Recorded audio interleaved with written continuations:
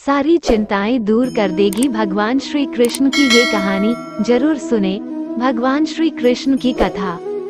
नमस्कार दोस्तों, आप सभी का नेचर ध्यान कहानियाँ पर स्वागत है।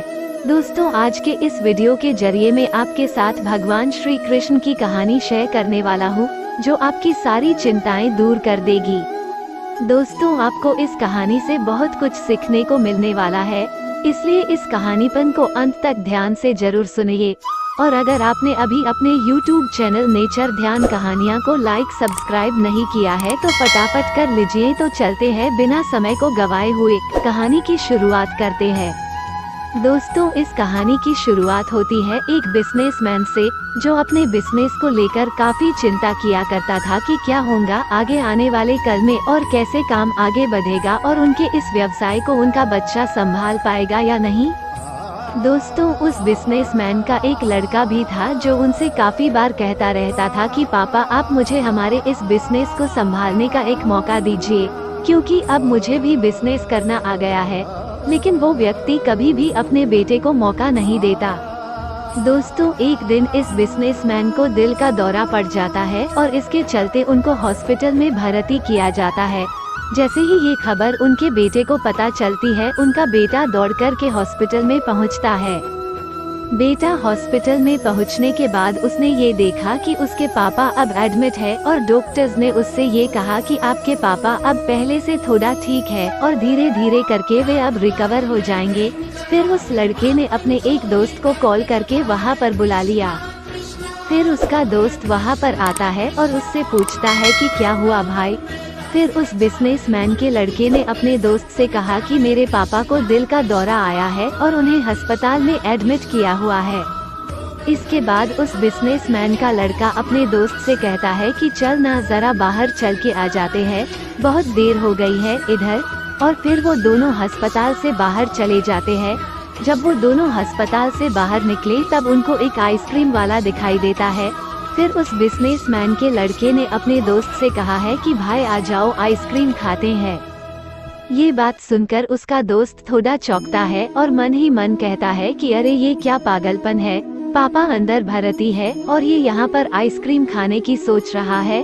फिर उन दोनों ने आइसक्रीम खरीद ली और वे दोनों आइसक्रीम खाने लगे। लेकिन उसका जो दोस्त था ना, उससे ये रहा नहीं गया और उसने अपने दोस्त से पूछ लिया कि भाई, मुझे समझ नहीं आ रहा है कि तुम्हारे बिजनेस का आगे क्या होगा और तुम्हारे पापा की तबीयत भी ठीक नहीं है और तू यहाँ आइसक्रीम खा रहा है, मुझे कुछ समझ में ही नहीं आ रहा है। फिर ये जो बिजनेसमैन का लड़का था ना, और उसने जो बात कही उसे आप ध्यान से पढ़िएगा। उसने अपने मित्र से कहा कि मुझे ये मालूम है कि तू ये सोच रहा होगा कि मेरे पापा एडमिट है, यहाँ पर आइसक्रीम चल रही है, मजे चल रहे हैं, पर ऐसा कुछ नहीं है। मैं भगवान श्री कृष्ण का बहुत बड़ा भक्त हूँ और उनकी दो बातें हमेशा अपनी जिंदगी में याद रखता हूँ। पहली बात, जो हम सबको पता है कि काम करना है और फल की चिंता नहीं करनी है, इसलिए जो होगा देखा जाएगा। मैं सिर्फ अपने काम पर ही फोकस करूँगा और फिर बिजनेस भी अच्छा चलेगा। दूसरी बात, वो लड़का अपने दोस्त से कहता है कि मैं तुम्हें भगवान श्री कृष्ण की कहानी सुनाता हूँ, जो तुम्हें दूसरी बात क्या है वो अच्छी तरह से समझाएगी। भगवान श्री कृष्ण की जो पत्नी थी, जिनका नाम रुक्मिणी था, उनको जब पहला बेटा हुआ था तो उसका नाम प्रद्युम्न रखा गया था। और प्रद्युम्न के जन्म के 10 दिन पश्चात ही प्रद्युम्न का अपहरण हो गया। प्रद्युम्न के अपहरण के कारण रुक्मिणी नाराज और उदास रहने लगी कि क्या हो गया है। भगवान श्री कृष्ण रुक्मिणी जी से कहते थे कि चिंता मत करो, क्योंकि प्रद्युम्न जहाँ पर भी होगा वहीं पर ठीक होगा। लेकिन इतना समझाने के बावजूद भी रुक्मिणी अपने बच्चे की चिंता में उदास और निराश रहती थी। और इस तरह चिंता करते करते रुक्मिणी जी के 18 साल बीत गए। 18 साल के बाद द्वारका में जब प्रद्युम्न की वापसी हुई और जब प्रद्युम्न द्वारका में वापस आए तो उनके साथ में उनकी पत्नी मायावती भी थी। अब समस्या ये थी कि मायावती की उम्र प्रद्युम्न से 20 साल ज्यादा थी। वहाँ रुक्मिणी पहले तो खुश हुई कि बच्चा वापस आ गया और फिर से दुखी हो गई, क्योंकि इतनी बड़ी लड़की से शादी की। इसलिए रुक्मिणी फिर से भगवान श्री कृष्ण से जाकर कहने लगी कि ये क्या हो गया। फिर भगवान श्री कृष्ण जी ने माँ रुक्मिणी जी से कहा कि जो हो गया है उसको स्वीकार कर लो और आगे बढ़ो और चिंता मत करो। लेकिन माँ रुक्मिणी ये कह रही थी कि बड़ी लड़की से शादी क्यों कर ली और यही लड़की मिली थी क्या, और इस बात को स्वीकार नहीं कर पा रही थी।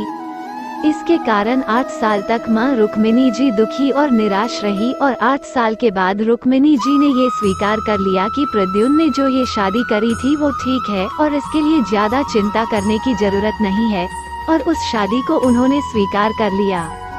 दोस्तों, एक तरीके से माँ रुक्मिणी जी ने अपने जिंदगी के 26 साल उदासी में बिता दिए। इस कहानी को खत्म करते हुए वो लड़का अपने दोस्त से बोला कि मैंने अब स्वीकार करना सीख लिया हुआ है, क्योंकि भगवान श्री कृष्ण जी कहते हैं कि जो हो रहा है उसे स्वीकार कर लो, जिंदगी अपने आप सहज हो जाएगी। हमारे नियंत्रण में जितने भी चीजें होंगी उन चीजों पर तो हमें जरूर नियंत्रण रखना चाहिए, लेकिन जो चीजें हमारे नियंत्रण से बाहर है उन चीजों को हमें स्वीकार कर लेना चाहिए। अगर हमने स्वीकार नहीं किया तो हमें भी माँ रुक्मिणी की तरह बहुत सालों तक उदास रह जाएंगे। दोस्तों, आज की ये कहानी आपको कैसी लगी और आपको इस कहानी से क्या क्या सीखने को मिला, ये हमें नीचे कमेंट बॉक्स में कमेंट करके जरूर बताइए। साथ ही अगर आपने अपने YouTube चैनल नेचर ध्यान कहानियाँ को लाइक सब्सक्राइब नहीं किया है तो फटाफट कर लीजिए। और हाँ, आपको श्री कृष्ण की ये कहानी पसंद आई होगी तो इस कहानी को अपने दोस्तों के साथ अवश्य शेयर कीजिएगा।